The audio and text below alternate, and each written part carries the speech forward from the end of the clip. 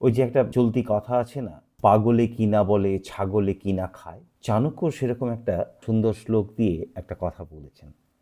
চাণক্য বলছেন, কবয় কিং ন পশ্যন্তি, কবিরা কি না দেখতে পান, কিং ন ভক্ষন্তি বায়সা, কাক কি না খায়, মদ্যপা কিং ন জল্পন্তি, মাতাল মাতালে কি না বলে।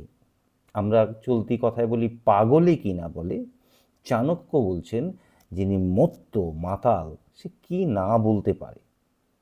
আর কিং ন কুর্বন্তি যোষিতঃ, মানে অবিবেচক গণ্ডমূর্খ বিবেক বুদ্ধিহীন মানুষ সে কি না করতে পারে।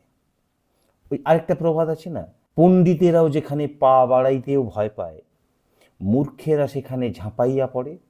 চাণক্য সেটাকে বলছেন কিং ন কুর্বন্তি যোষিতাহা, অবিবেচক কি না করতে পারে, যার বিচার করার ক্ষমতা নেই, কোথায় পা ফেলা উচিত আর কোথায় পা ফেলা উচিত নয়, তার কাছে অসাধ্য বলে কিছু নেই।